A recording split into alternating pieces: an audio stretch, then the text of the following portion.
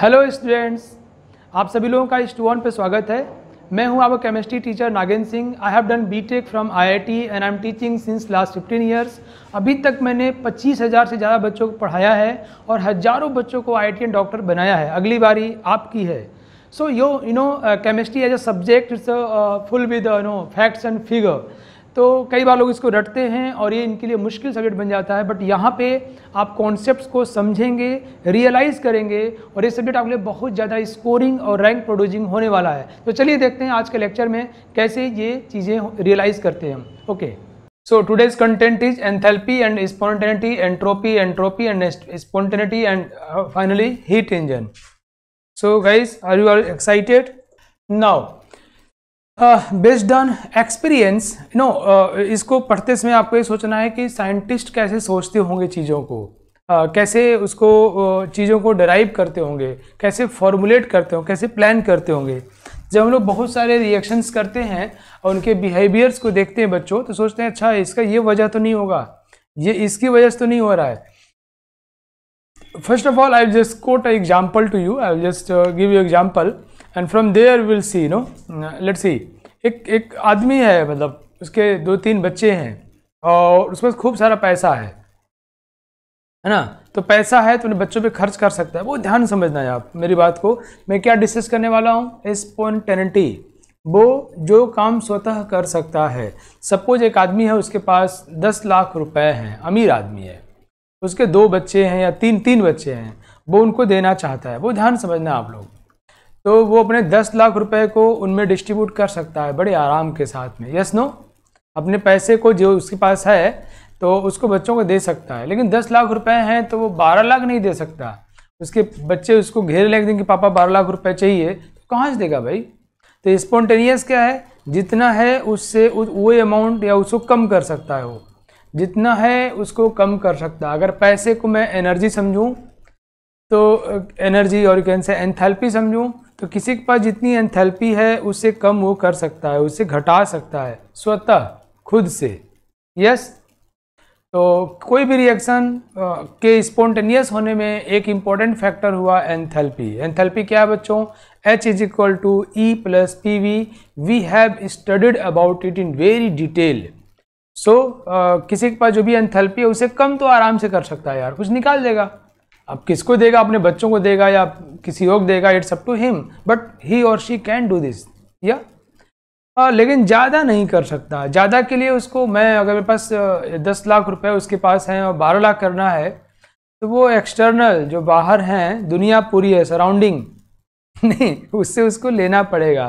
तो लेना पड़ेगा तो क्या है ये? Non spontaneous. एक बड़ी अच्छी कहावत लोग कहते हैं कि आपकी खुशियाँ आपकी तभी हैं जब वो दुनिया पे डिपेंड ना करें। कोई गाली दिया, आप दुखित हो गए। कोई कहा कि तुम बहुत बुरे इंसान हो, तुम दुखित हो गए। कोई कहा कि तो तुम्हारी शक्ल एक कुत्ते से मिलती है, ऐसे लोग बोल देते हैं, डॉग से मिलती है, दुखित हो गए। गधे से मिलती है, दुखित हो गए। अरे यार, तुम्हारी खुशियाँ तुमसे जनित होनी चाहिए, तो वो टिकाऊ होंगी, वो ज़्यादा लास्टिंग होंगी, है ना। तो कहते हैं if your happiness source, if you are the source of your happiness, your achievements, your thought, your willingness, your desire, your achievements, तो वो टिकाऊ है। कोई और बोलेगा कि तुमको खुश रहना, दुखित रहना है, तो मामला थोड़ा सा गड़बड़ है कि नहीं? बाय द बच्चों, तो वैसे ही उसके पास 10 लाख रुपए है और वो 12 लाख रुपए खर्च करना है, तो अब बाकी दुनिया पर डिपेंड करता है ना भाई। अब लोग देंगे तो वो हो पाएगा, नहीं तो नहीं हो पाएगा। तो घटा तो सकता है, बढ़ाने के लिए मुश्किल है। यस नो बच्चों? समझ में आई आपको मेरी बात? तो जिसकी जो भी एंथैल्पी है रिएक्शन में अगर घट रही है तो ये स्पॉन्टेनिटी को गवर्न करती है, one factor. Now let's see here. देखो इस रिएक्शन में डेल्टा H की वैल्यू नेगेटिव है, मीन्स प्रोसेस इज बच्चों, this process is exothermic. This process is exothermic, है ना। एक्सोथर्मिक मतलब क्या हुआ बच्चों? कि ये एनर्जी नेगेटिव एंथैल्पी निकाल रही है ना, तो वो आराम से कर सकता है। एंड दिस प्रोसेस, ये सब कुछ स्पॉन्टेनियस रिएक्शन है बच्चों। ये लोगों ने सोचा, लोगों ने क्या सोचा? तो वैज्ञानिकों ने बहुत सारे रिएक्शंस को अध्ययन किया which are exothermic in nature, जिनके डेल्टा H की वैल्यू क्या है बच्चों? निगेटिव है। जिनके डेल्टा एच की value you can see here negative है, हाँ, तो मीन्स वो एक्सोथर्मिक हैं और वो स्पॉन्टेनियस पाए गए। खुश हो गए कि वाह हमने जो बोला सही है, बोला कि अच्छा एंथैल्पी घटेगी तो process will be spontaneous, now we got the key of success, देखो यहाँ भी निगेटिव है, वो फिर खुश हो गए कि वाह ये सारे स्पॉन्टेनियस रिएक्शन है, यहाँ भी निगेटिव है, कह रहे वाह ग्रेट यार, बात तो सही है बिल्कुल। तो अगर डेल्टा एच की वैल्यू निगेटिव है, प्रोसेस इज एक्सोथर्मिक है, देखा है तो मस्ती वाली बात चल रही है। तो यहाँ से क्या निष्कर्ष निकाला, फॉर स्पॉन्टेनिटी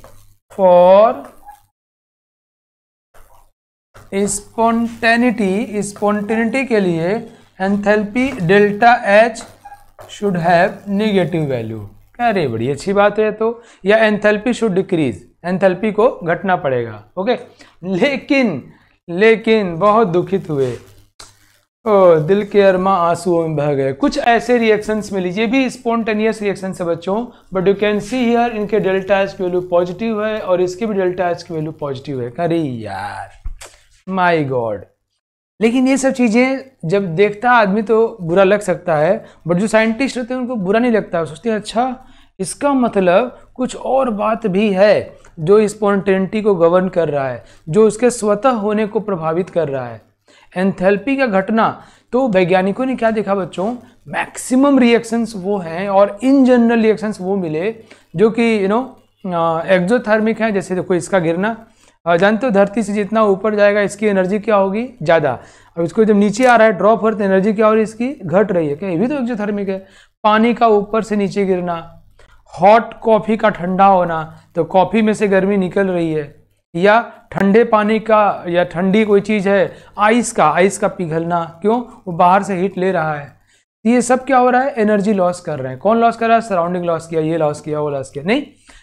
लेकिन कुछ रिएक्शंस ऐसे मिले जिनके डेल्टा एच की वैल्यू पॉजिटिव, मीन्स जो कैसे हैं बच्चों, दीज आर एंडोथर्मिक, ये एंडोथर्मिक हैं और ये स्पॉन्टेनियस है। It means there must be some other reason also which affect the spontaneity, which affect the spontaneous behavior of the reaction, है ना। ये प्लस है ना, जब डेल्टा एच प्लस होगा बेटी हुआ, देखा मतलब क्या हुआ, देखो ध्यान समझो, इधर ना हमारा एनर्जी है, कौन सा एनर्जी, इधर है पोटेंशियल एनर्जी, है ना, पोटेंशियल एनर्जी इधर ऊपर बढ़ रहा है, वो ध्यान समझना। ये N2 प्लस O2 इसकी एनर्जी देखो यहाँ पर है, ओके, नहीं सॉरी, अच्छा हाँ, और NO2 की एनर्जी यहाँ पर है, वो ध्यान समझना। This is energy of NO2 and this one is energy of N2 plus O2, ये half N2 plus O2। Now अगर हम इसको बच्चों इतनी एंथैल्पी दे दें, इतनी एंथैल्पी दे दें यहाँ से यहाँ, तो ये रिएक्टेंट प्रोडक्ट में कन्वर्ट कर जाएगा। तो जो इतनी देते हैं, वी आर गिविंग इट, तो कितनी देते हैं, प्लस 33.2 किलो जूल पर मोल, इतना देंगे तो यहाँ से यहाँ पहुँच जाएगा, यस नो। तो ये स्पॉन्टेनियस तो है, एक्सपेरिमेंटल है। अब हम लोग ढूंढने जा रहे हैं कि क्यों हो रहा है, ये एंडोथर्मिक है फिर भी क्यों हो रहा है। ये वैज्ञानिकों के लिए भी चिंता का विषय है और मेरे लिए भी, मैं भी देखो क्वेश्चन मार्क डाल दे रहा हूँ, करिए ऐसा क्यों है। तो इसका मतलब एक बात तो है ना कि एंथैल्पी के अलावा कोई और फैक्टर है जो कि स्पॉन्टेनिटी को, स्वतः होने को कैटलाइज करता है, प्रमोट करता है। अगर हम लोग सिर्फ एंथैल्पी को ही सोचते तब तो ये गलत था यार। बट क्या हुआ, जब इन दोनों को लिया गया तो ये पाया गया रिएक्शन बन रहा है, इन दोनों को लिया गया तो पाया गया ये बन रहा है। Although delta H is positive, इसका मतलब तो यार हो रहा है कुछ तो, yes no. Now let's see कि ऐसा क्या, ऐसी कौन सी बात है। या फिर मैंने आपको एग्जांपल दिया, आपने शायद ध्यान, इसका एग्जांपल क्या है बच्चों, देखो पीछे वाला एग्जांपल दूं मैं आपको, कौन सा गया, ये पीछे वाला, जिसमें एक्सोथर्मिक है, इसका ऊपर से नीचे गिरना, हॉट कॉफी का ठंडा होना, these are examples of this one. और वो किसान का पैसा, है ना। और इसका एग्जांपल दूं मैं आपको, देखो देखो देखो, ये देखो, ये ये एक कप है, उसमें हमने आइस रखा है, आइस क्रिस्टल्स रखा है। क्या रखा बच्चों, आइस के क्रिस्टल्स। ये आइस के क्रिस्टल्स हैं, ऐसे हैं। और धीरे धीरे फिर क्या होता है आपको पता है ना बच्चों, धीरे धीरे ये पिघलने लगता है। और तो क्या हुआ, ये बाहर से हीट ले रहा है। प्रोसेस कैसा हो रहा है बच्चों, एंडोथर्मिक। क्यों हो रहा है यार, ये तो एंडोथर्मिक है, लेकिन इसको रखा तो धीरे धीरे पिघलने लग गया। क्यों हो रहा है भाई, यही तो समझना है। इसका मतलब कुछ ऐसी बात है जो एंथैल्पी के अलावा है। तो हमने अभी इस डिस्कशन में दो बातें सीखी। पहली बात कि एंथैल्पी घटना रिएक्शन के स्पॉन्टेनियस होने को सपोर्ट करता है। It means delta H negative supports spontaneous behaviour of the reaction. But एक और बात समझ में आई कि यहाँ कोई और बात जरूर है जो रिएक्शन के स्पॉन्टेनियस होने को प्रभावित करता है। Means only by seeing the enthalpy of the reaction we could not discuss about the spontaneity, there must be another factor. Okay, now अब इस जानकारी के बाद एक नया टर्म डिफाइन हुआ, एंट्रोपी एंड स्पॉन्टेनिटी। बहुत ध्यान समझना, मैं थोड़ी गहरी सांस ली क्योंकि बहुत बड़ी चीज बताने जा रहा हूँ। अब वो किसान जिसके 3 बच्चे हैं, जिसके पास सपोज करो 12 लाख रुपए हैं, क्योंकि 3 में डिवाइड कर मैंने ऐसे, या 10 लाख रुपए ही मान लो, ये 10 लाख रुपए हैं। ओके, 3 बच्चे हैं, वो अपने पैसों को कई तरह से डिवाइड कर सकता है। वो किसान, बहुत ध्यान समझना, उसके पास 10 लाख रुपए हैं। बहुत बड़ी चीज़ बताने जा रहा हूँ आपको, 10 लाख रुपीज़, बहुत बड़ी चीज़ बताने जा रहा हूँ जिसके लिए आप लोगों को बहुत कंसंट्रेट होने की आवश्यकता है। जिसके पास 10 लाख रुपीज़ हैं उसको अपने 3 बच्चों को देना है, राम, श्याम और घनश्याम। जब तुम ये जो समझ जाओगे और बड़े होगे और कभी तुमसे कोई बात करेगा तो तुमको उत्साह होगा इसको डिस्कस करने का। इवन अभी बुक्स पढ़ोगे तो इस नज़रिए से देखोगे तुम। ये 10 लाख रुपए को कई तरीके से डिस्ट्रीब्यूट कर सकता है। कैसे, ये कह सकता है कि इसको 6 लाख दे दे, इसको 3 लाख दे दे और इसको 1 लाख दे दे। बहुत सारी पॉसिबिलिटी है। इसको 10 लाख दे दे, इसको 0 और 0, या इसको 0 कर दे, इसको 0 कर दे, इसको 10 कर दे। पता है पॉसिबिलिटीज कितनी हैं, बहुत सारी, इनफाइनाइट पॉसिबिलिटीज हैं। उनमें एक पॉसिबिलिटी ये भी है कि सबको इक्वल दे दे, सबको इक्वल डिवाइड कर दे। देयर इज वन पॉसिबिलिटी कि वो सभी को इक्वल दे दे, मतलब 3.33 लाख, 3.33 लाख एंड 3.33 लाख। ओके, है ना, ये सभी को, ये पॉसिबिलिटीज है। नाउ अब ये किसान अपने पैसे को डिस्ट्रीब्यूट करेगा तो पाया गया, बहुत ध्यान सुनना बच्चों, पाया गया कि अगर डिस्ट्रीब्यूशन पूरी दुनिया में डिस्ट्रीब्यूशन हो रहा है समान रूप से, उसको इक्विलिब्रियम में कब आया किसान, समाज वाले कब अच्छा बोलेंगे, जब वो अपने पैसे को सभी को बराबर देगा। किसी को ज़्यादा कम कर देगा तो वो मरते दम तक, अगले जन्म तक, उसके अगले पीढ़ी तक लड़ाई झगड़ा होती रहेगी, है ना, पक्का होती रहेगी। कहेंगे पापा ने गड़बड़ कर दिया, मुझे चाहिए ये फलाना डिमका। कहते हैं एंट्रोपी क्या है बच्चों, कि जो एनर्जी कहीं कंसंट्रेट है, कहीं पर ऑर्डर्ड है, कहीं पर इकट्ठी है, वो एनर्जी डिस्ट्रीब्यूट होती है, डिस्पर्स होती है सभी के बीच में। और इस डिस्पर्स होने के कई तरीके हैं। बहुत ध्यान सुनना मेरी बात, मैं बोलते हुए सोच रहा हूँ कि तुम कितना समझ पाओगे, और इसके लिए तुम लोग चूँकि बहुत अच्छे बच्चे हो, तुम बहुत अच्छा समझोगे, but then also you should pay attention. मतलब तुम्हारी ज़िंदगी की सबसे महत्वपूर्ण चीज़ों में इसको सुनने जा रहे हो। तो एंट्रोपी क्या है बच्चों, एंट्रोपी में क्या हो रहा है कि यहाँ पर जो उसके पास पैसा है, एनर्जी है, whatever that has tendency to be distributed among all, और जब वो सबके बीच में इक्वली डिस्ट्रीब्यूट हो जाएगा तो कहेंगे इक्विलिब्रियम पर आ गया, तो कहेंगे उस समय एंट्रोपी मैक्सिमम हो गई। मैंने तुम्हें चुपके से बता दिया कि इक्विलिब्रियम पर एंट्रोपी मैक्सिमम होती है। जब पूरा पैसा उसके पास इकट्ठा था तो नॉन इक्विलिब्रियम स्टेट था। जब वो किसी और एक को दे दिया सिर्फ, then also it's is non equilibrium state. वो स्टेबल स्टेट नहीं है, नॉन इक्विलिब्रियम है। वो स्टेबल होने के लिए वो डिस्ट्रीब्यूट होगा सबके पास। So out of all possibilities one is the most equilibrium state. और बताऊं मैं आपको, अभी बताऊंगा, आपसे बातें करूंगा। अगर हम संभावना की बातें करें, इवेंट्स, प्रोबेबिलिटी, तो सबके पास इक्वल डिवाइड होने की संभावना सबसे ज्यादा है। The probability of distribution of energy और मनी और whatever to distribute equally among all has the maximum tendency to be happen. उसकी होने की संभावना सबसे ज्यादा होती है और बाकियों की होने की संभावना बहुत कम होती है। हालांकि कह तो संभावना रहे हम लोग, लेकिन वो संभावना इतनी ज़्यादा होती है कि हमेशा वही होता है। जैसे मैं अभी इतने सालों से घर से आता हूँ, कोचिंग पढ़ाता हूँ, जाता हूँ, मेरे मरने की संभावना है, बीच में रोड एक्सीडेंट हो जाए, पता नहीं किसी को खराब, कोई किसी गोली चलाए मुझे लग जाए, there are possibilities are there, but मैं अभी सुरक्षित हूँ, इतने दिन से पढ़ा तो रहा ही हूँ, तो उन सभी की संभावना है। बट बिकॉज ऑफ रोड के नियम है, मैं गाड़ी चलाना सीख गया हूँ, मेरा अपना एक स्किल है, गाड़ी में भी लोगों ने सेफ्टी फैक्टर लगा रखा है, तो उसकी वजह से मेरे सुरक्षित यहाँ तक पहुँचने की संभावना ऑब्वियसली ज़्यादा है, तभी मैं इतने सालों से पढ़ा रहा हूँ और ठीक ठाक हूँ। तो पॉसिबिलिटी मतलब सब कुछ होने की पॉसिबिलिटी तो है, बट इक्विलिब्रियम में जाने की संभावना सबसे ज़्यादा होती है। तो entropy is nothing but probability of happening a particular event which is equilibrium.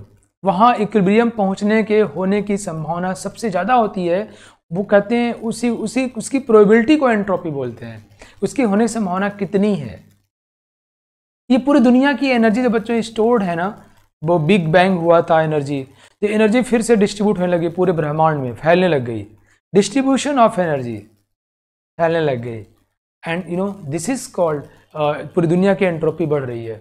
Entropy बढ़ी मतलब जो एनर्जी एक जगह इकट्ठी थी वो डिस्ट्रीब्यूट हो रही है, और इस डिस्ट्रीब्यूशन के बहुत सारे इनफाइनाइट पैटर्न हो सकते हैं। मैं इन सब बातें फिर से आपसे करूंगा अभी थोड़ी देर बाद अगले स्लाइड में।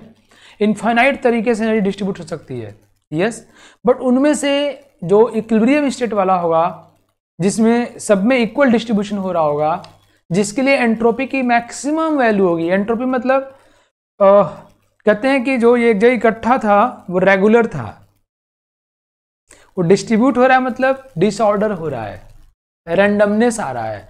पहले एक जगह इकट्ठा था, अब वो रैंडमनेस आ रहा है, डिसऑर्डरनेस हो रहा है। कितना डिसऑर्डर हुआ, कितना रैंडमनेस हुआ, तो measurement of disorderness, randomness is called entropy. ये सॉलिड है ना बच्चों, सॉलिड एक जगह इकट्ठा हो गया, आपस में फोर्स ऑफ अट्रैक्शन बहुत ज़्यादा है, ओके, तो इट्स मोस्ट ऑर्डर्ड।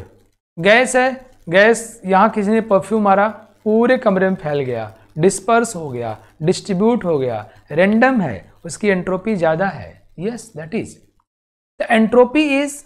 मैं देखो दो तीन बातें बोल रहा हूँ। पहले मैं कहा कि इस गैस के डिस्पर्स होने की बहुत सारी संभावनाएं थी, उन सारी संभावनाओं को हम लोग बोलते हैं micro state. Micro state means there are large number of probability of distributing energy, large number of patterns, बहुत सारे पैटर्न्स हैं इसमें एनर्जी डिस्ट्रीब्यूट हो सकती है, इसको बोलते हैं माइक्रो स्टेट। वो जो अलग अलग हैं, बहुत ज़्यादा पॉसिबिलिटीज होती है माइक्रो स्टेट। उनमें से एक पर्टिकुलर माइक्रो स्टेट की जिसकी एंट्रोपी सबसे ज़्यादा है, और यू कैन से जिसमें डिस्पर्स बहुत ज़्यादा होता है, उसके होने की प्रोबेबिलिटी, संभावना, उस इवेंट के होने की संभावना, प्रोबेबिलिटी समझते हो ना, सिक्का उछालते हैं तो हेड और टेल आने की संभावना कितनी होती है, हाफ हाफ। एक तरफ हेड है एक तरफ टेल है, तो है ना, दो इवेंट हो सकते हैं, उसमें एक 1/2 हो गया। और जिस इवेंट की बात कर रहे हैं हेड, वो एक इवेंट है और टोटल इवेंट कितने हैं, 2, तो 1/2 कितना हुआ, 0.5 प्रोबेबिलिटी है। तो जो इवेंट जिसमें एंट्रोपी मैक्सिमम है उसके होने की प्रोबेबिलिटी सबसे ज़्यादा होती है। ये सब मेरी बातें तुम्हारे कान में गूंजनी चाहिए, हमेशा सोचो कि क्या बोल रहे थे सर यार, सर मैं भी तुम्हें और दिखाऊंगा चीज़ों को, बड़ा मजा आएगा। तो गैस की एंट्रोपी, ये पूरे ब्रह्मांड की एनर्जी जो कि कम पार्ट में कहते हैं ब्रह्मांड एक्सपेंड कर रहा है, इसकी एनर्जी जो इधर कंसंट्रेट थी वो फैल रही है। और distribution of energy, there are uncountable number of ways you can say that ways is called microstates. We can distribute the energy of universe in uncountable number of ways. But out of those ways, one way is for the maximum entropy, maximum randomness, for equilibrium state, and for the probability for happening of that one is maximum, and that is what happening here. Okay. कुछ कुछ बातें समझ आ रही होगी बच्चों। तो ये अपने पैसे को जो 10 लाख रुपए इकट्ठा था, अगर उसको एक जगह किसी एक को दे दे तो बवाल मच जाएगा। वो सब में डिस्ट्रीब्यूट कर देगा। तो डिस्ट्रीब्यूट कर रहा है, डिस्पर्स कर रहा है, रैंडम कर रहा है, डिसऑर्डर कर रहा है। तो ये हुआ। ठीक है बच्चों। तो मुझे लगता है कि आपकी थोड़ी एंट्रोपी की समझ डेवलप हो रही होगी।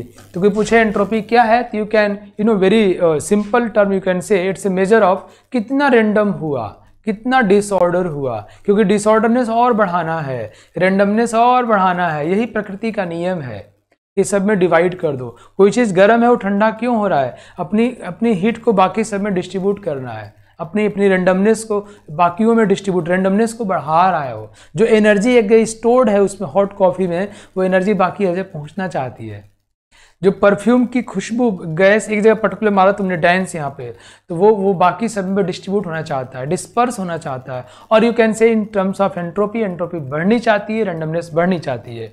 ओके। कह रहा है कि एंट्रोपी बाय डेफिनेशन क्या है, in an isolated system there is always tendency for system energy to become more disorder और chaotic. This could be criteria for spontaneity. कह रहे हैं कि मोर डिसऑर्डर और मोर केओटिक। केओटिक मतलब शोरगुल, डिस्टर्बेंस, तो बच्चों किसी भी आइसोलेटेड सिस्टम का ये टेंडेंसी है, ये नीयत है, ये स्वतः प्रवृत्ति है कि वो अपनी एनर्जी को, अपने सिस्टम की एनर्जी को ज़्यादा डिसऑर्डर करना चाहेगा, और यू कैन से डिस्पर्स करना चाहेगा, डिस्ट्रीब्यूट करना चाहेगा, और in your word you can say it's chaotic करना चाहेगा। And that is what we mean by entropy. So process किधर होगा, स्वतः स्पॉन्टेनियसली नेचुरल वे में, विदाउट सपोर्ट ऑफ एक्सटर्नल। किधर होगा, उधर जिधर एंट्रोपी बढ़े, जिधर डिस्टर्बेंस ज़्यादा हो, जिधर डिसऑर्डरनेस ज़्यादा हो। Rather than concentrating the things, it just try to disperse the thing. Okay.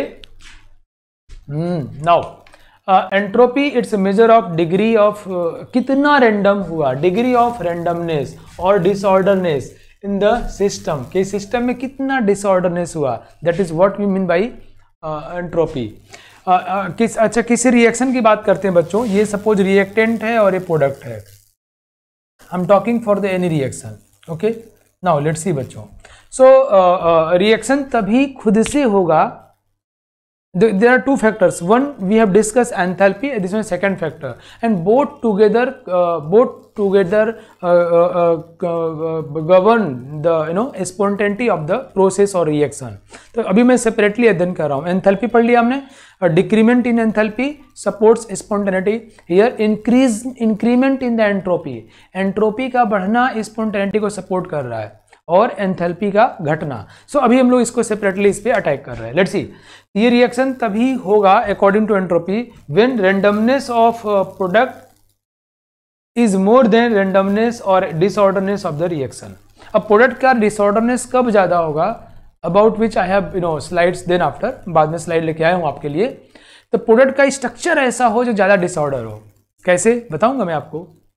Product में इस तरह के फेजेस हों, उसकी अवस्था ऐसी हो जिसमें डिसऑर्डरनेस ज़्यादा हो, या तो एक ही मॉलिक्यूल हो तो उसका डिसऑर्डरनेस उसके स्ट्रक्चर में ज़्यादा हो, या फिर कई मॉलिक्यूल्स हो तो मिलके ज़्यादा डिसऑर्डर हो जाते हो। तो अगर ऐसा होता है तो if the entropy of product is greater then entropy of reactant, अगर ऐसा हो रहा है then reaction will be spontaneous, then entropy will favor the spontaneity of the reaction. अगर ऐसा हो रहा है तो एंट्रोपी कहेगा हाँ हो।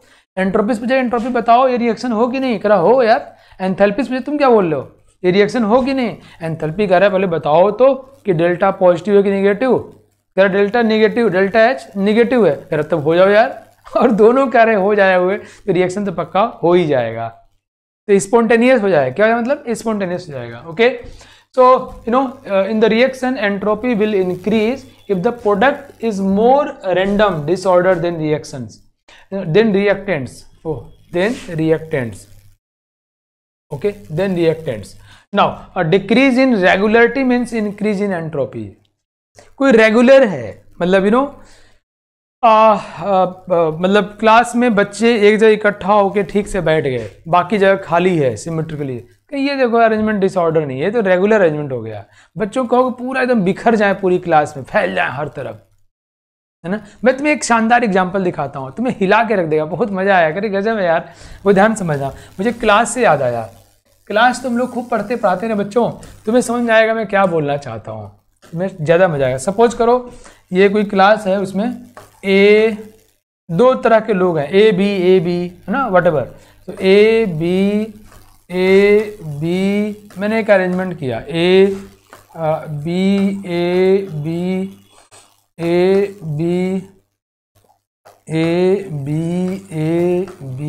ए, ये क्लास में मैंने अरेंजमेंट किया बच्चों। Now just think about it.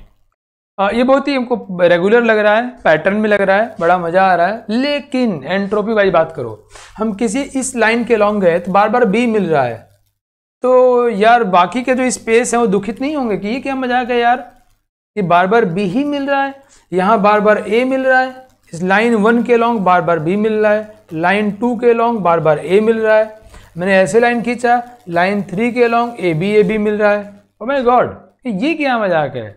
तो क्या करो, इसको रैंडम कर दो और तुम थोड़ा तब ज़्यादा समझ पाओगे कि यहाँ तो मैंने 1 2 3 और 1 2 3 4 5 3 15 बच्चों को बैठाया है। ये अगर 15 करोड़ बच्चे हों, 15 करोड़ या इवन और ज़्यादा, क्योंकि जब हम लोग मॉलिक्यूल की बात करते हैं, एनर्जी की बात करते हैं ना, तो संख्या इतनी ही होती है और ज़्यादा होती है, बहुत ज़्यादा होती है, मतलब इट्स लाइक अनकाउंटेबल नंबर। तो ये जब बहुत ज़्यादा होगा तो इस लाइन के लॉन्ग बार बार बी, यहाँ बार बार ए, यहाँ ए बी, इनको करो तुम लोग ऐसे रैंडम डिस्ट्रीब्यूट हो जाओ, रैंडम, और तब लाइन खींचोगे तो ए बी उल्टा पुल्टा घोंच पहुँच, on an average her line के लॉन्ग ए भी मिलेगा और बी भी मिलेगा। तो जो उसको हम लोग रैंडम कर देंगे ना, तो हर लाइन के लॉन्ग सिमिलर प्रॉपर्टीज मिलेंगी, and that is suppose to be most disorder, but उसकी एंट्रोपी मैक्सिमम है, उसमें डिस्ट्रीब्यूशन हुआ है, डिस्पर्सनेस हुआ है, उसमें सब में बंटवारा हुआ है। That's great. Are you getting बच्चों, बात मेरी समझ आई क्या? ये जो अरेंजमेंट है it's look very regular, but इसकी एंट्रोपी सबसे कम है। इसमें अलग अलग लाइन के लॉन्ग तुम देखो तो प्रॉपर्टीज अलग मिल जा रही हैं। मैंने कहा अगर ये नंबर जो मैं 15 बच्चों को बैठाया हूँ, ये 15 करोड़ बच्चे हों या 100 करोड़ बच्चे हों, तो तब भी इसके लॉन्ग हमेशा बी मिलेगा, इसके लॉन्ग हमेशा ए मिलेगा, इसके लॉन्ग हमेशा ए बी मिलेगा। लेकिन अगर यही 1500 करोड़ बच्चों को मैं कहूँ तुम लोग रैंडम बैठ जाए, जैसे मैंने उसे बैठ जाओ, तो क्या होगा, कोई भी लाइन खींचो, कभी ए कभी बी, कभी ए कभी बी, ए बी, क्योंकि इतना बड़ा नंबर है वो कि हर लाइन के लॉन्ग घोंच पहुँच होते होते ऑन एन एवरेज सभी के लॉन्ग एक ही तरह की चीज़ें हो जाएंगी। एक तरह की चीज़ें कब नहीं होंगी? जब सारे ए एक तरफ इकट्ठा हो जाएं, सारे बी एक तरफ इकट्ठा हो जाएं, अगेन एंट्रोपी गड़बड़ होगी, कम हो गया एंट्रोपी। या ऐसा हो जाए कि एक लाइन में ए बैठ जाए, एक लाइन में बी बैठ जाए, तब बी गड़बड़ हो गया। हम कह रहे हैं घोंच पहुँच कर लो, जिसको तुम क्या बोलोगे, डिसऑर्डर कर लो। जब डिसऑर्डर करोगे तो, और जब in very large number, uncountable number, that disorder random arrangement makes maximum equal distribution, along all lines. मुझे उम्मीद है आपको मेरी बात समझ में आ रही होगी। Now let's move to the next. मैंने जो बताया है यहाँ पे लेके आया है वो ध्यान समझते हैं। Entropy is related to the number of accessible microstate. Oh my God, it's beautiful. Microstate. फिर ध्यान समझना, बहुत ही शानदार चीज बताने वाला हूँ आपको। एक छोटी सी बात बताऊं मैं आप लोगों को, मजा आ रहा है कि तुम लोग बोर हो रहे हो? बताओ, बोर हो रहे हो तो मैं छोड़ दूंगा। थिंक अबाउट बच्चों, सपोज करो ये कोई पॉइंट्स हैं, या सपोज करो ये बॉन्ड बना हुआ है, ये ए है, उसने बी से बॉन्ड बनाया, सी से बॉन्ड बनाया, और बी सी से बनाया, और डी से बॉन्ड बनाया। सपोज मैं ऐसे ही कुछ बातें कर रहा हूँ, मैं आपको बताना चाहता हूँ माइक्रोस्टेट क्या होता है, एनर्जी क्या होता है। अब ये देखो बॉन्ड में क्या है बच्चों, एनर्जी होती है, ये एनर्जी है, ये एनर्जी है इनके बीच में। भाई अगर ये पकड़ के रखा है तो कोई तो कारण है जो पकड़ के रखा है, लहरा नहीं रहा है, फोर्स ऑफ अट्रैक्शन मतलब एनर्जी। इसकी जो एनर्जी है ना वो यहाँ रिप्रेजेंट किया। अब देखो इनके बीच में जो एनर्जी है ना, ये कई, मान लो यहाँ एनर्जी जो भी है, E1 है, ये एनर्जी E2 है, ये एनर्जी E3 है, ये एनर्जी E4 है, ये एनर्जी E5 है। ये एक माइक्रो स्टेट है, बहुत गौर समझना। अब ऐसा भी हम कर सकते थे कि मान लो जितनी एनर्जी है वो एनर्जी इधर ज़्यादा कर लो, इधर कम कम कम, या वो एनर्जी ऐसे बहुत सारे तरीकों से डिस्ट्रीब्यूट कर सकते थे। यस, थैंक यू बच्चों। इस एनर्जी को हम बहुत सारे तरीकों से डिस्ट्रीब्यूट कर सकते थे। Like wise rather than saying E1 E2 E3 let's give इस फिगर, हम इसको एक वैल्यू देते हैं। सपोज आई एम सेइंग कि ये 10 unit 10 units 10 units 10 units 10 units energy है। ओके, नाउ कितना हुआ 1 2 3 4 5 50 यूनिट्स एनर्जी हो गया। अब मैं दूसरा क्या अरेंजमेंट करूँ बच्चों, A B C D, and मैं ये बताया कि इनके बीच में एनर्जी स्टोर्ड है, एनर्जी स्टोर्ड है। अरे बाप रे बाप, गजब है बच्चों, ये बहुत मज़ेदार है।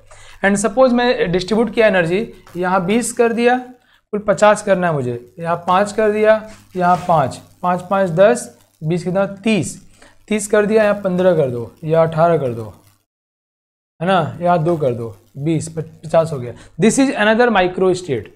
तो ये एक माइक्रो स्टेट है, this one is one micro state. So उतनी ही एनर्जी को हम लोग कई तरीकों से डिस्ट्रीब्यूट कर सकते हैं। जानते हो क्या हुआ बच्चों, जब हम लोगों ने होने की प्रोबेबिलिटी निकाली कि कितने तरीकों से हो सकता है, और सिर्फ इतने नहीं, बॉन्ड्स कितने होते हैं, एनर्जी स्टेट्स कितने होते हैं हमारे केस में, मॉलिक्यूल केस में बहुत ज़्यादा, पॉसिबिलिटीज बहुत ज़्यादा होता है। वो फिगर लेके आता तुम घबरा जाते, मतलब बहुत ज़्यादा, 10 की पावर 30 10 की पावर 20, इतनी पॉसिबिलिटीज इवेंट हो जाते हैं इन रियल लाइफ, राइट। तो खैर तुम्हें ये नहीं सोचना है, खाली कल्पनाओं में खो और मजे लो, और याद रखना कि नाग सर ने बताया था, गजब का था यार ये, बिंदास। और तुम्हारे दिमाग में सोचना चाहिए कि यार ऐसा होता है क्या, ओ हम जो एंट्रोपी सोचते थे वो नहीं है क्या, ग्रेट। नाउ सी बच्चों, अब देखो ध्यान से, बड़ा ध्यान समझना इस बात को, तुम लोग बहुत ध्यान समझना कि मैंने क्या बोला, इसकी एनर्जी को एक माइक्रो स्टेट कहते हैं, इसको दूसरा micro state. So there are large number of micro states, uncountable number of micro states. So if we calculate probability of happening, उसके होने की संभावना, हम क्या निकालने जा रहे हैं, स्पॉन्टेनिटी, मतलब क्या होने की संभावना है, क्या होने जा रहा है, मैं अभी पढ़ाने वाला हूं कि नहीं, मैं अभी कल 1 घंटे बाद जीवित हूं कि नहीं, पॉसिबिलिटी।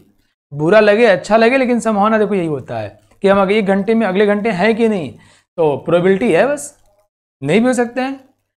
तो आउट ऑफ ऑल क्या होगा, जब घटना घट जाती तो थोड़ी प्रोबेबिलिटी की बात करते हैं, प्रोबेबिलिटी। तो इसकी जितनी तरह से एनर्जी का डिस्ट्रीब्यूशन की संभावना है, all are called micro states. Out of all इसके होने की संभावना जब डिस्ट्रीब्यूशन इक्वल हो रहा हो, समान हो रहा हो, सबसे ज़्यादा पाई गई। और इन सभी के होने की संभावना बहुत कम यार, नेग्लेजिबल। और देयरफॉर बच्चों हम कहते हैं कि क्या होगा, कहीं ये होगा, कहीं क्यों, कि इसकी संभावना सबसे ज़्यादा है इस इवेंट को होने की।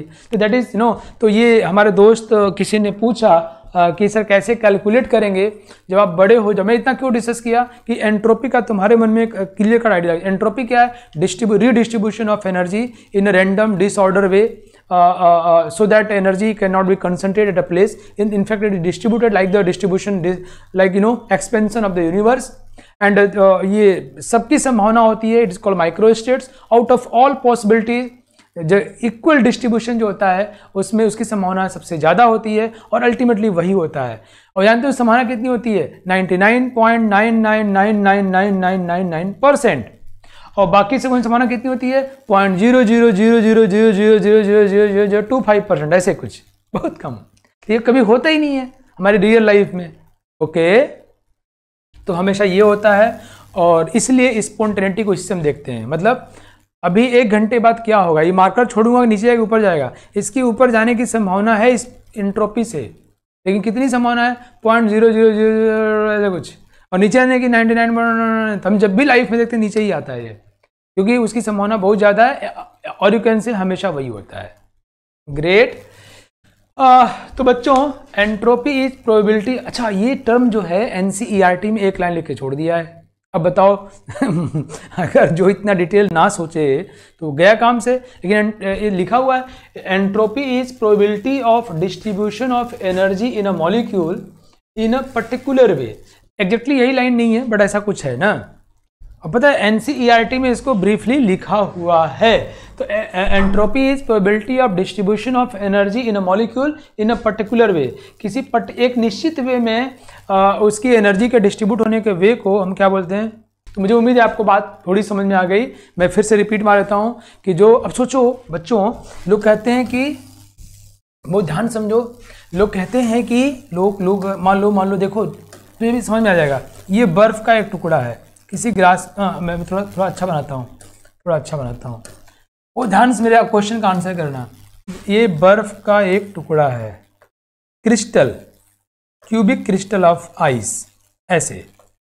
ओके, मैंने किसी बड़े से कंटेनर में इसको ले लिया और ओके, और ये देखो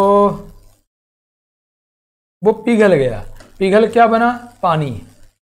मुझे ये बताओ आप, थोड़ा इसको बड़ा कर दिया मैं, थोड़ा और लग रहा है, let's make it little bit beautiful. ये देखो इसमें मैंने पानी रख लिया। ओके, मुझे ये बताओ आप, ये बर्फ का जो टुकड़ा है, मतलब बर्फ के कई टुकड़े मेरे पास, देखो ये दूसरा ऐसे है, ओके ऐसे है, तीसरा इसमें ऐसे अंडबंड ऐसे रख लो, ये भी है। वो ध्यान समझना बच्चों, ये ऐसे सब टंगे हुए हैं, ये फिर ऐसे है ना, आइस जब पिघलते हैं सब, तो पिघल करके ये ऐसे बढ़िया से पानी बन जाए। बताओ मुझे कौन सा आपको ज़्यादा ऑर्डर्ड लग रहा है? ये ऑर्डर्ड है ज़्यादा या ये ऑर्डर्ड है? इसमें ऑर्डरनेस ज़्यादा है। ये पानी में तुम देखो कितना ब्यूटीफुल तरीके से पानी देखो ऐसे है इसमें, है ना, ये अंडबन टाइप से रखा हुआ है। बताओ कौन ज़्यादा ऑर्डर्ड है? प्लीज से मी, ये आइस क्यूब और water in a glass. Obviously ये हमको ज़्यादा ऑर्डर नज़र आ रहा है, ये हमको ज़्यादा ऑर्डर नज़र आ रहा है नहीं, लेकिन पता है तुम्हें इसका ऑर्डरनेस ज़्यादा है। इसमें क्या है ना, अब दूसरी बात हम समझो, एंट्रोपी समझो कि इसमें एनर्जी एक उसमें जो है स्टोर्ड है ना। Yes I know it, liquid में हमको ज़्यादा ऑर्डर नज़र आ रहा है, जबकि डिसऑर्डर नहीं जानते हो कि इसका ज़्यादा है, इसका ज़्यादा है, ऑर्डर इसका ज़्यादा है।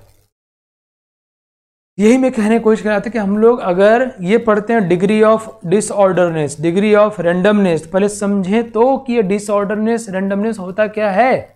तो तुम ये फोटो देख के बता रहे हो कि सर ये देखिए अंडरबन टाइप का है और ये ऐसे है, तो ये हमको लगता है। हाँ, लेकिन हम क्या सोचेंगे बच्चों, इसकी जो एनर्जी है वो एक जगह स्टोर्ड है, इस सॉलिड में स्टोर्ड है, इस सॉलिड में स्टोर्ड है, इस सॉलिड में स्टोर्ड है, और इसकी एनर्जी जो है सब में समान रूप से डिस्ट्रीब्यूटेड है, तो ये ज़्यादा डिसऑर्डर हुआ।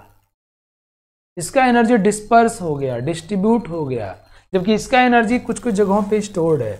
It is more disordered, sorry ordered, this one is more disorder. इसका ऑर्डरनेस ज़्यादा है, किसका? इसका। तो ये इसमें कन्वर्ट होना चाहेगा अकॉर्डिंग टू एंट्रोपी। एंट्रोपी पानी का ज़्यादा होगा, डिसऑर्डरनेस इसका ज़्यादा होगा। आप ऑर्डर कर रहे हो, आंसर उल्टा है नहीं। चलो by the way, change in entropy and heat. तो बच्चों हमने क्या समझा अभी तक?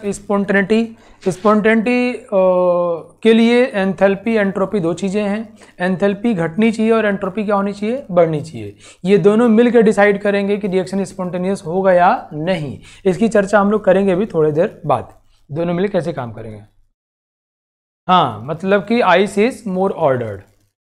नाउ सी बच्चों, हीट। अब किसी चीज़ को गर्म किया जाए, बहुत ध्यान समझो, किसी चीज़ को गर्म किया जाए, तो गर्म करोगे तो क्या होगा? उसके पार्टिकल्स में मोशन आएगा, एनर्जी मिलेगी, मोशन आएगा तो उसका रैंडमनेस बढ़ेगा, डिसऑर्डरनेस बढ़ेगा। जितना गर्म करोगे उतना डिसऑर्डर हो जाएगा, मतलब disorderness is directly proportional to heat.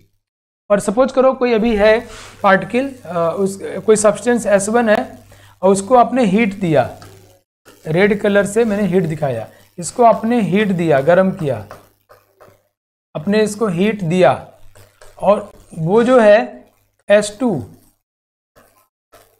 है ना, ये इसको हीट दिया तो ये ऐसा हो गया। तो अगर इसकी एंट्रोपी को हम S से डिनोट करते हैं, एंट्रोपी को S से डिनोट करते हैं, तो इसकी एंट्रोपी S1 है, तो S2 will be greater than S1। इसकी एंट्रोपी S1, इसकी एंट्रोपी S2। अगर हमने इसको हीट दिया है बच्चों, या मैं ऐसे लिख सकता हूँ, ऐसे लिखता हूँ, प्लस Q फॉर हीट। अगर मैंने इसको हीट दे दिया है तो एंट्रोपी क्या हो रही है इसकी, बढ़ रही है। तो S2 will be greater than S1। क्यों, हीट देंगे तो मॉलिक्यूल्स को एनर्जी मिलेगी, मोशन में आएंगे, वाइब्रेट करेंगे तो डिस्ट्रीब्यूट होंगे, डिस्पर्स होंगे, तो एंट्रोपी क्या हो रही है, बढ़ रही है। तो जितना तो कहते हैं कि change in entropy is directly proportional to heat. Change in entropy directly proportional to heat. जितना ज़्यादा हीट दोगे उतनी एंट्रोपी बढ़ेगी, ये इंक्रीज करेगी। और यू कैन से अगर heat given to the system, entropy will increase. अगर हीट की सिस्टम को दोगे तो एंट्रोपी क्या होगी, बढ़ेगी। Delta S delta Q. Clear बच्चों? ओके, क्या लिखा है, S delta S can be calculated. Now मैंने कहा था कि हम लोग by statistical calculation we can calculate probability of happening a particular event and then we can calculate the entropy, but it's a really very cumbersome and imaginary type kind of job। बहुत मुश्किल काम हो जाएगा।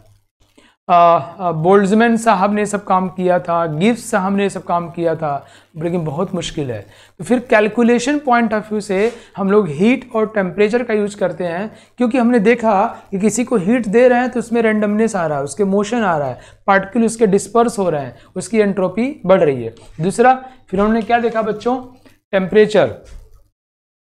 बहुत मजेदार बात फिर बताने जा रहा हूँ, है ना, बहुत मजेदार बात फिर बताने जा रहा हूँ आप लोगों को, ध्यान समझना, it's very interesting. Ready? Hello बच्चों, are you all ready? Suppose करो तुमने अभी यहाँ हर शहर में जाओगे तुम्हें गरीब लोग मिल जाएंगे जो कि कुछ अपना फटा उटा कंबल ओढ़ के सो जाते हैं यार, उनके पास कंबल ही नहीं है, या कैसे ही अपने आग जला के अपना उसी के आसपास सो जाते हैं, कंबल उम्बल ओढ़ करके काम चलाते हैं, बहुत दिक्कत में है वो रियली। अब बहुत सारे ऐसे लोग हैं, इसलिए मैं अपने देश को गरीब देश ही मानता हूँ। मैं मानता हूँ जब तक सारे लोगों को मिनिमम ज़रूरतें न पूरी हो जाए, ठीक से खाने को मिल जाए, खाना नहीं भूसा नहीं, ठीक से खाने को नहीं मिल जाए, बच्चों को दूध मिले, वैसे मिनरल्स वाइटामिन्स जो उपयोगी चीज़ें सबको मिले, ये तो सबको मिलना ही चाहिए। तो पहनने कपड़ा मिले, रहने घर मिले। और मेरा मानना है कि इसमें पॉपुलेशन कंट्रोल, पता नहीं, मैं तो मेरा अपना नज़रिया है कि पॉपुलेशन इस देश के लिए पॉल्यूशन है। पॉपुलेशन पे इस देश को कड़ा नियम बनाना चाहिए, कड़ा नियम। यार रहने घर 50 बच्चे पैदा किए, रहने घर नहीं है, क्या मतलब इस बात का यार? एक पैदा करो, बढ़िया घर दो, बढ़िया एजुकेशन दो, बढ़िया सब कुछ दो, साउंड माइंड निकले। 50 पैदा कर दिए और उसको बचपना अच्छा से नहीं बीता है तो वो समाज के विषय में क्या अच्छा नज़रिया रखेगा? वो लोग गालियाँ निकालेगा, गलत ट्रीट करेगा, ये सही नहीं है। No, I am against it. मैं बिल्कुल फॉर्मली मानता हूँ कि पॉल्यूशन कंट्रोल का नियम बनना चाहिए। तो मान लो, अब मैं ये बातें क्यों शेयर की आपसे बताना चाहता हूँ। मेरा मानना है, मैं अब मेरे मानने न मानने से क्या फ़र्क पड़ता है मेरा मानना है कि सबको, सारे बच्चों को स्कूल मिले, अच्छा घर मिले, खेलने ग्राउंड मिले। इतना कूड़ा की तरह से पैदा हो गए हैं, जगह ही नहीं है। क्या है, 50 बच्चे पैदा हुए, खेलने जगह नहीं उनको, बच्चों को खेलने की जगह नहीं है भाई। शहरों में तो बहुत बुरी हालत है, एक घर में 4 लोग रहते हैं, एक रूम में 4, घर नहीं, एक रूम में 4 लोग रहते हैं, बताओ कहाँ बच्चे खेलेंगे? तो बाय द वे, मैं सिंपल ये कहना चाहता हूँ कि अब मैं, मालूम मेरे पास कुछ, मैं अभी पिछले कई सालों से कंबल बांटता रहा हूँ। अभी मैं एजुकेशन बांटने को मैंने सोच लिया है कि मैं सबको एजुकेट करूँगा, किसी भी तरह से कोशिश कर रहा हूँ, और मैं नहीं रुकूँगा, अपनी पूरी ज़िंदगी इसमें झोंक दूँगा। मेरी ज़िंदगी का कहते हैं ना पर्पज़ ऑफ लाइफ, मैं किसी को देख के कोई बहुत अमीर है ये सब, वो सब मुझे प्रभावित नहीं होता। मैं सोचता हूँ क्या करूँ कि उसके पैसे या संसाधन के वजह से लोगों को पढ़ा दूँ, या मेरे पास जो है उसकी वजह से लोगों को पढ़ा दूँ। मैं ही सोचता रहता हूँ। बाय द वे बच्चों, तो सपोज करो मैं पहले ना कंबल बांटा, मैंने 4-5 साल 100 कंबल बांटे, और जब कंबल बांटता था बहुत आहत हो जाता था। कंबल लेने इतनी बुजुर्ग और इतनी मतलब गरीबी दिखता था, माता लोग, कई बुजुर्ग लोग, बड़ा अजीब लगता था। हम कह यार ऐसे हमारे देश में लोग रहते हैं क्या, सीरियसली। बाय द वे बच्चों, अब मान लो मैं किसी गरीब को जाके वहाँ सो रहा है, कंबल उड़ा दूँ, लो चच्चा उड़ो, ये हैं, समझना मेरी बात को, एंट्रोपिक बातें कर रहा हूँ। और एक आदमी जो है अपना बढ़िया 4 तल्ला घर बना के शानदार, तो उसको एक कंबल में दान कर दूँ, बड़ी मार मारेगा मुझे वो कहेगा मुझे तुम कंबल दे रहे हो ये सब हैं। मैं पुराना कंबल देने में कभी विश्वास नहीं करता, नया ही देता हूँ मैं। वैसे पुराने देने वाले भी अच्छे सोच वाले हैं, that's not the bad thing, but if you can you should do the new one. By the way मैं क्या बोला कि मैं सेम चीज़, या मैं 10 लाख रुपए किसी गरीब को दान दूँ, लो भैया 10 लाख रुपए, अच्छा घर बना लो, अच्छे से रहो, और मैं 10 लाख रुपए मुकेश अंबानी को दे दूँ, मुकेश अंबानी बहुत मार मारेगा मुझे, पगला गए हो। अमाउंट सेम है, लेकिन वो सेम अमाउंट दोनों को इक्वल प्रभावित नहीं कर रहा है। वो ध्यान समझना मैं क्या बोलने वाला हूँ, थोड़ी देर में बात पूरी हो जाएगी। दोनों को, एक गरीब को मैंने 10 लाख दिया और मुकेश अंबानी को दिया, दोनों को सेम रूप से प्रभावित नहीं करेगा, ना ना ना ना ना। जो गरीब है, जिसका टेम्परेचर कम है, उसको उतना ही अमाउंट उसको ज़्यादा झकझोर देगा, उद्वेलित कर देगा, ओवरवेल्म्ड हो जाएगा। और जिसकी टेम्परेचर ज़्यादा है उसको ही फर्क पड़ता है। मान लो किसी के पास 10 करोड़ रुपए है, उसको 10 लाख दिया तो फर्क तो पड़ा ही, लेकिन किसी के पास 1 लाख रुपए, उसको 10 लाख, तो बहुत ज़्यादा फर्क पड़ा। तो बच्चों, अगर कोई बॉडी हाई टेम्परेचर पे, बहुत ध्यान सुनना, बहुत ध्यान से रे, बात निकलने वाली है। अब दो बॉडी हैं, एक लो टेम्परेचर पे, एक हाई टेम्परेचर पे, दोनों को बराबर हीट दे रहे हो। जो लो टेम्परेचर वाला होगा वो ज़्यादा मोशन फील करेगा, ज़्यादा थर्मल एनर्जी फील करेगा, उसके पार्टिकल ज़्यादा डिसऑर्डर्ड हो जाएंगे, उसकी एंट्रोपी ज़्यादा बढ़ जाएगी। तो लो टेम्परेचर वाले का सेम हीट पे रेंडमनेस ज़्यादा बढ़ जाएगा। मैंने कहा ना कि एंट्रोपी हीट पे डिपेंड करता है, बट यहाँ मैं दोनों को सेम हीट दे रहा हूँ। लेट्स सी नाउ हियर बच्चों, एक बॉडी है, उसका टेम्परेचर सपोज करो 50 डिग्री सेंटीग्रेड है, और एक बॉडी है, उसका टेम्परेचर है 5 डिग्री सेंटीग्रेड। दोनों को मैंने सपोज करो 100 जूल हीट दिया, 100 जूल, 100 जूल, दोनों को हीट दिया। व्हाट डू यू थिंक, क्या दोनों को बराबर फर्क पड़ता है? बिल्कुल नहीं। किसको ज़्यादा फर्क पड़ता है बताओ मुझे तो, प्लीज से। This one is A and this one is B, both are same bodies, both have the same masses, but this one is at temperature 50 and this is at temperature 5. We are giving equal heat to both of them, 100 joule 100 joule. मतलब ये मुकेश अंबानी है और ये road वाला, दोनों को मैंने बराबर दिया भाई। क्या दोनों को बराबर फर्क पड़ता है? प्लीज टेल मी, किसकी एंट्रोपी, किसकी रैंडमनेस, किसके पार्टिकल्स का थर्मल मोशन ज़्यादा होगा? चेंज तो दोनों में आएगा, because we are giving energy to both of them and equal, we are giving equal energy to both of them. Good, बहुत अच्छे, क्या बात है, तुम लोग साइंटिस्ट हो यार, मज़ा आ गया पढ़ाने में तुम लोगों को, हैं? बी वाले के, तो जिसकी टेम्परेचर कम होती है, अगर उसको उतना ही हीट दिया जाए तो उस पर ज़्यादा फर्क पड़ता है, उसमें ज़्यादा चेंज आता है। Are you getting? वाओ, ये हर चीज़ में होता है बच्चों। ये जो मैंने वर्ड यूज़ किया, इसको बहुत, ये जो सेंटेंस यूज़ किया बहुत ध्यान समझना, ये हर चीज़ में होता है। तो क्या हुआ बच्चों, हमने क्या समझा यहाँ से कि entropy, change in entropy is inversely proportional to temperature. जिसका टेम्परेचर सेम होगा उसकी एंट्रोपी में ज़्यादा चेंज होगा, और जिसका टेम्परेचर ज़्यादा होगा उसकी एंट्रोपी में कम बदलेगा। सो हमने क्या देखा, delta S is directly proportional to Q. जितना ज़्यादा हीट दोगे एंट्रोपी चेंज उतना ज़्यादा होगा, जितना कम टेम्परेचर होगा एंट्रोपी चेंज उतना ही ज़्यादा होगा। एंट्रोपी कैलकुलेट करने के लिए, for calculation, for formulation, by using this idea we just come to conclusion that delta S is equal to Q by T, heat involve, और डेल्टा क्यू भी लिख सकते हो। डेल्टा क्यू मतलब कोई चेंज, कई बार चेंज को हम लोग सिंपल क्यू से लिखते हैं, बट आगे मैं आपको बताऊंगा बच्चों, this relationship holds good only and only for reversible process.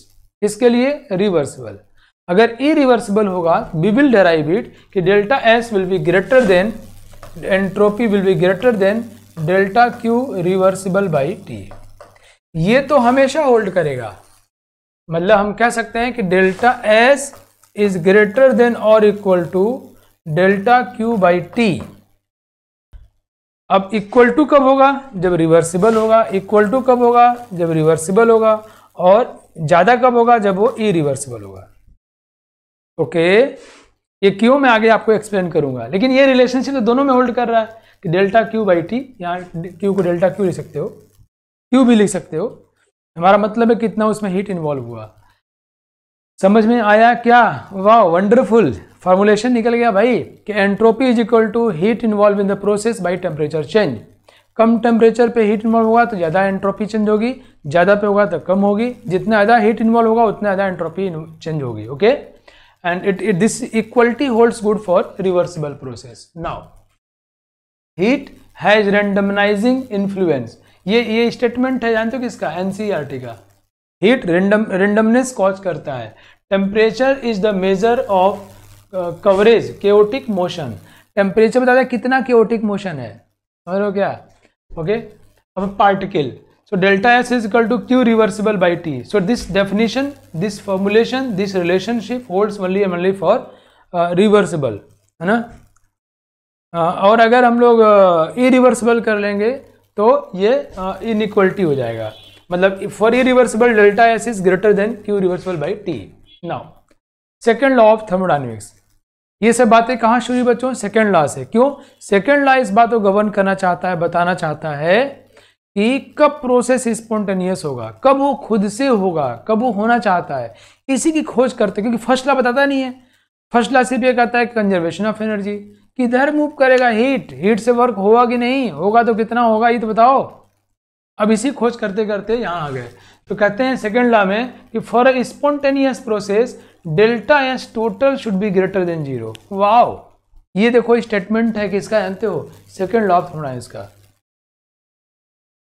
कहते हैं कि डेल्टा एस टोटल मतलब सपोज करो कॉफ़ी से हीट निकल रहा है, कॉफ़ी ठंडा हो रही है, तो कॉफ़ी और पूरा ब्रह्मांड इन्वायरमेंट जिसमें उसका हीट जा रहा है, तो डेल्टा एस टोटल मतलब डेल्टा एस ऑफ सिस्टम जिसको हम ऑब्जर्व कर रहे हैं, plus delta S of surrounding, उसके अलावा बाकी सारी चीज़ें। ओके, ये दोनों मिलकर क्या हो जाते हैं? Delta S total. Delta S system plus delta S surrounding, delta S total. तो कहते हैं process will be spontaneous only if delta S total is greater then 0। Okay, ये सेकेंड लॉ ऑफ थर्मोडायनेमिक्स का स्टेटमेंट है कि कहीं कोई process spontaneous तभी होगा जब उसकी एंट्रोपी बढ़ रही हो। इसकी पूरे ब्रह्मांड की, सिस्टम प्लस सराउंडिंग सबकी बढ़ रही हो, तभी वो होगा, नहीं तो नहीं होगा। ओके, नाउ एट इक्विलिब्रियम पर एंट्रोपी मैक्सिमम होती, पढ़ा चुका हूं आपको, और इक्विलिब्रियम पर कोई चेंज होगा ही नहीं। अगर कोई रिएक्शन इक्विलिब्रियम पर आ गया मतलब उसकी एंट्रोपी क्या हो गई? मैक्सिमम। क्या मैक्सिमम से, अब मैक्सिमम तो सबसे ज्यादा होता है, तो उसमें अब कोई चेंज होगा? नहीं होगा। तो इक्विलिब्रियम पर डेल्टा एस की वैल्यू क्या हो जाएगी? 0। Change in entropy 0। वो कहाँ जाके टिक गया? मैक्सिमम पर आकर टिक गया, अब वहीं पर होएगा, आगे नहीं बढ़ सकता, आगे तो मैक्सिमम है वो। इक्विलिब्रियम पर एंट्रोपी मैक्सिमम होती है, वहां पे चेंज इन एंट्रोपी क्या होगा बच्चों? 0 होगी। Now we know this entropy is a state function. Entropy is a state function, मतलब ds 1 से 2 निकाला जाए तो we can write it as s2 minus s1। ये सिर्फ हम लोग स्टेट फंक्शन में लिख सकते हैं। मतलब ये भी हुआ कि अगर हम कोई साइक्लिक प्रोसेस ले बच्चों, साइक्लिक प्रोसेस, और उसमें चेंज इन एंट्रोपी निकालेंगे तो क्या आएगा? 0। मैं आपको ऑलरेडी बहुत डिटेल में पढ़ा चुका हूँ। एंड इट्स एक्सटेंसिव प्रॉपर्टी, मतलब ये नंबर मास पे डिपेंड करता है, वॉल्यूम पे डिपेंड करता है। ओके, एंट्रोपी फॉर क्यों? Because you can say you know ds change in entropy is equal to dq by t। अब देखो ये dq एक्सटेंसिव प्रॉपर्टी है ना बच्चों, ये नंबर बढ़ेगा तो बढ़ेगा, तो ये बढ़ेगा तो यही बढ़ेगा। समझे मेरी बात? मैं क्या बोला? ये एक एक्सटेंसिव प्रॉपर्टी है, मतलब नंबर पे डिपेंड करता है। क्यों करता है? Because of its mathematical relation. ds is equal to dq by t। तो कितना हीट दिया तो ज़्यादा मोल है, ज़्यादा हीट दिया, और ज़्यादा मास है, ज़्यादा हीट दिया, तो ज़्यादा हीट दोगे तो भी ज़्यादा हो जाएगा। तो ये मास नंबर वॉल्यूम पे डिपेंड करता है। मतलब 1 डिग्री टेम्परेचर बढ़ाना है तो to increase the temperature by 1 degree, 1 kilo पत्थर को कम टेम्परेचर दोगे, 2 किलो को ज़्यादा हीट दोगे, 1 किलो कम हीट दोगे, 2 किलो को ज़्यादा हीट दोगे। ज़्यादा हीट दोगे मतलब डी ज़्यादा हो जाएगा। Yes, now for reversible process, मैंने आपको पहले पढ़ा चुका है, फॉर रिवर्सिबल प्रोसेस डेल्टा या system is equal to Q by T। Now entropy for same, entropy बच्चों, अब दुनिया में सबसे ऑर्डर्ड चीज क्या होगी और कब होगी? जरा सोचो। ये बड़ा मुश्किल है, हम लोगों को एक बेंचमार्क चाहिए। कहते हैं टेम्परेचर जैसे जैसे बढ़ेगा, तो उसमें हीट आएगा, एनर्जी आएगी, थर्मल मोशन आएगा, रेंडमनेस आएगा, एंट्रोपी बढ़ी चली जाएगी। जब टेम्परेचर बढ़ेगा तो एंट्रोपी क्या होगी? बढ़ेगी बढ़ेगी बढ़ेगी। टेम्परेचर कम करो कम करो कम करो कम करो कम करो और सबसे कम कर दो। कितना? 0 kelvin. The minimum possible temperature is 0 kelvin. Minimum possible temperature 0 kelvin. क्या इस पे कोई भी चीज नेचुरली जैसे एग्जिस्ट करता है मोस्ट ऑर्डर्ड वे में, वो उसकी मिनिमम एंट्रोपी होती है। तो कहते हैं जैसे सबसे अच्छा ऑर्डर्ड कौन होता है? Perfect crystal, perfect crystal, crystalline solid, crystalline solid. Crystalline means ordered solid, ordered solid. Solid भी कई बार उसमें डिफेक्ट्स आ जाते हैं, कुछ उसका अरेंजमेंट बदल जाता है। जो परफेक्ट ऑर्डर्ड सॉलिड है मिनिमम टेम्परेचर पे, देखो डिसऑर्डरनेस से एंट्रोपी आ रही है, हीट, टेम्परेचर, एनर्जी से एंट्रोपी आ रही है। टेम्परेचर कम करो कम करो कम करो और मिनिमम कर दो, ऑर्डर सबसे अच्छा कर दो। सबसे ऑर्डर्ड है और मिनिमम टेम्परेचर है, इसकी एंट्रोपी को S = 0 डिफाइंड किया गया है, मान लिया गया है। सो दैट, और यू कैन से, आप ये कह सकते हो कि इसकी एंट्रोपी मिनिमम होगी। आप ये कह सकते हो 0 केल्विन पर एंट्रोपी क्या होगी बच्चों? मिनिमम होगी। For all calculations it has been defined, ये डिफाइंड कर दिया गया है कि किसी क्रिस्टलाइन सॉलिड की 0 केल्विन पर एंट्रोपी 0 ले सकते हैं। ओके बच्चों, ये वैज्ञानिकों ने डिफाइन कर दिया। लेकिन एक बात तो तय है कि 0 केल्विन पर सभी की एंट्रोपी मिनिमम होगी। टेम्परेचर बढ़ाओगे अब तो एंट्रोपी क्या होगी? बढ़ेगी बढ़ेगी बढ़ेगी बढ़ेगी बढ़ेगी बढ़ेगी बढ़ेगी। टेम्परेचर घटाओगे, घटाओ घटाओ घटाओ घटती जाएगी। और सबसे मिनिमम टेम्परेचर 0 केल्विन पर एंट्रोपी की मिनिमम डेफिनेट वैल्यू होगी, निश्चित वैल्यू होगी। और भी अगर ऑर्डर्ड कर दिया तो इसकी एंट्रोपी सबसे कम होगी, उसको वैज्ञानिकों ने 0 मान लिया। आपको याद रहेगा बच्चों, ये कई बार एग्जाम में सवाल पूछा गया है कि 0 केल्विन पर परफेक्ट क्रिस्टल की सॉलिड की एंट्रोपी क्या होती है। ओके, तो हम लोग थोड़ा एंट्रोपी के विषय में पढ़ रहे हैं बच्चों। तो भाई सॉलिड की एंट्रोपी ज्यादा होगी लिक्विड की, सॉरी उल्टा बोल दिया क्या मैंने, सॉलिड की एंट्रोपी कम, लिक्विड की ज्यादा और गैस की और ज्यादा होगी। यही तो लिखा गया है कि फॉर सेम अमाउंट, अगर मात्रा सेम हो तो गैस की एंट्रोपी S फॉर एंट्रोपी सबसे ज्यादा, फिर लिक्विड, फिर गैस। अच्छा, ग्रेफाइट की एंट्रोपी ज्यादा, डायमंड की कम हो। क्यों?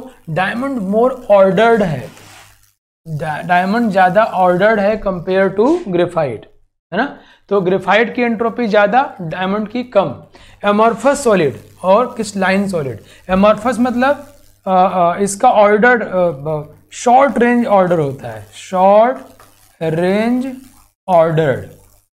ये छोटे से इंटरवल में ऑर्डर दिखाई पड़ता है, फिर उसका ऑर्डर भाग जाता है, मतलब ये उतना पैटर्न पे नहीं है, ये पैटर्न पे है क्रिस्टलाइन सॉलिड। जो पैटर्न पे होगा, ऑर्डर्ड होगा, उसकी एंट्रोपी क्या होगी? कम होगी। तो क्रिस्टलाइन सॉलिड की एंट्रोपी कम, अमॉर्फस सॉलिड की एंट्रोपी ज्यादा, डायमंड की कम, ग्रेफाइट की ज्यादा, सॉलिड की कम, लिक्विड गैस ज्यादा। ओके, नाउ केमिकल रिएक्शन बच्चों, अब गैस की एंट्रोपी ज्यादा होती है। किसी रिएक्शन में जितना ज्यादा गैस बनेगा एंट्रोपी क्या होगी? बढ़ जाएगी।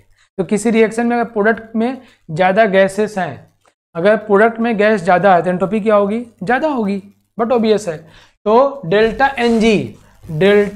एन जी मतलब number of gaseous product minus reactant. तो अगर प्रोडक्ट में गैस ज्यादा है तो एंट्रोपी ज्यादा होगी, पॉजिटिव। कोई रिएक्शन हो रहा है R से P, तो अगर प्रोडक्ट में गैस ज्यादा हैं तो उस रिएक्शन में एंट्रोपी बढ़ रही है। तो मैंने आपसे ये कहा था, मैंने ये कहा था कि प्रोडक्ट की एंट्रोपी ज्यादा होगी तो रिएक्शन एंट्रोपी सपोर्ट करेगा उसके स्पॉन्टेनियस नेचर को। तो कैसे जाने में नंबर ऑफ गैसेस ज्यादा हैं, या अगर प्रोडक्ट की एटॉमिसिटी ज्यादा है, कम टू द पॉइंट। तो अगर डेल्टा एन जी मतलब पॉजिटिव होगा रिएक्शन का, मतलब गैस प्रोडक्ट में ज्यादा होंगे तो एंट्रोपी बढ़ रही है, गैस प्रोडक्ट में कम होगी तो एंट्रोपी घट रही होगी। अगर डेल्टा एन जी 0 होगा तो एंट्रोपी में बहुत ज़्यादा चेंज नहीं हो रहा होगा। अगर जितने गैस रिएक्टेंट में है उतनी गैस प्रोडक्ट में है तो एंट्रोपी में बहुत ज़्यादा चेंज नहीं होगा। जिधर गैस ज़्यादा होंगे उधर एंट्रोपी ज़्यादा होगी। ओके, नाउ मोर एटॉमिसिटी, मोर मोलर मास, मोर एंट्रोपी। मतलब बच्चों ये है कि O3 और O2 में दोनों में इसका मोलर मास ज़्यादा है, इसमें एटम ज़्यादा हैं, तो इसमें माइक्रो स्टेट्स ज़्यादा होंगे, इसकी एंट्रोपी ज़्यादा होगी। जिसमें जितने ज़्यादा एटॉमिसिटी होगी, जैसे देखो NO2NO, देखो इसमें कितने एटम हुए 3, इसमें कितने हुए 2। जिसमें जितने ज़्यादा एटम्स होंगे एक मॉलिक्यूल में तो उसमें उतने माइक्रो स्टेट्स बनेंगे, उसकी उतनी एंट्रोपी ज़्यादा हो जाएगी, इसकी एंट्रोपी ज़्यादा हो जाएगी। SO3 और SO2 इसकी एंट्रोपी ज़्यादा हो जाएगी। CO2 और CO इसकी एंट्रोपी ज़्यादा हो जाएगी, है ना बच्चों। H2 और 2H, तो देखो टूट के ये, मैं इस पे आता हूँ अभी थोड़ी देर में, रिएक्शन में क्वेश्चन में दिया हुआ है, अगली क्लास में करेंगे हम लोग, क्योंकि तुम लोगों का डेटा खत्म हो रहा है ना बच्चों। तो जिसमें जितने आधे मैं क्या बता रहा हूँ, किसी रिएक्शन में कैसे जाने की एंट्रोपी बढ़ रही है घट रही है। तो अगर गैस जिधर गैस ज़्यादा होंगे उसकी एंट्रोपी ज़्यादा होगी, गैस बराबर होंगे तो एंट्रोपी ऑलमोस्ट सेम हो जाएगी। और अगर दोनों तरफ गैस इक्वल हैं तो उस मॉलिक्यूल को देखो, जिस मॉलिक्यूल में नंबर ऑफ एटम्स ज़्यादा होंगे उसकी एंट्रोपी ज़्यादा हो जाएगी। जितने ज़्यादा एटम्स होंगे उतने उसमें डिसऑर्डरनेस चांस बढ़ जाता है। ओके, मजा आ रहा होगा यार, बहुत अच्छी चीज का। बस ये क्वेश्चन ट्राई कर लो, काम खत्म, आजकल आखिरी। Come on, arrange in order of increasing entropy. Come on, last question, last content for the today's class. 30 seconds, come on everyone, come on, 30 seconds, time starts now. Arrange in order of increasing entropy.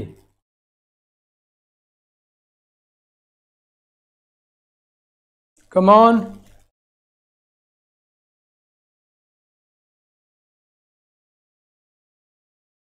जल्दी जल्दी जल्दी जल्दी बताओ। Arrange in order of increasing entropy. सब लोग last 5 seconds, come on.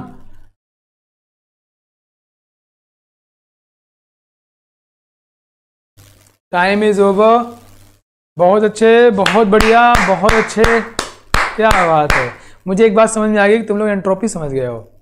तुम लोग बहुत कुछ समझ गए हो कि एंट्रोपी क्या है, प्रोबेबिलिटी इवेंट्स का होना। कितना खूबसूरत है यार ये। लोग गलत समझते हैं, मोस्टली गलत समझते हो, खाली अंड बंड बोल के निकल लेते हैं। मोर डिसऑर्डरनेस, मोर रैंडमनेस, है ना। कि क्या है डिसऑर्डरनेस, क्या मतलब फैलता है, क्या फैलता है, तो तुम जब बताओगे प्रोबेबिलिटी ना तो उसके शौक लगा टाइप में हो जाएगा। तो बच्चों सबसे इंक्रीजिंग ना सबसे कम किस में होगा, सी का, ऑक्सीजन, एक ही उसमें एटम है, फिर बी में 2 है, और सबसे ज़्यादा ए का। Answer is CBA। Great, you all have done correct, wonderful, amazing, and thank you to all of you. मिलते हैं नेक्स्ट क्लास में। मुझे उम्मीद है आपको बहुत मजा आया होगा आज के लेक्चर में। एंड अगली क्लास में मैं इसको सेकंड लॉ को आगे ले जाऊंगा, कुछ मैथमेटिकल एक्सप्रेशंस लेके आऊंगा और बहुत अच्छी चीज़ें सीखेंगे, मज़ा आ जाएगा। ठीक है, तब तक अपने एक्साइटमेंट को बना के रखिए। मिलते हैं नेक्स्ट क्लास में। थैंक यू, जय हिंद, जय Bharat. On is to on, study is always on. Concepts के बेहतर रियलाइजेशन के लिए इज टू ऑन पर बने रहिए।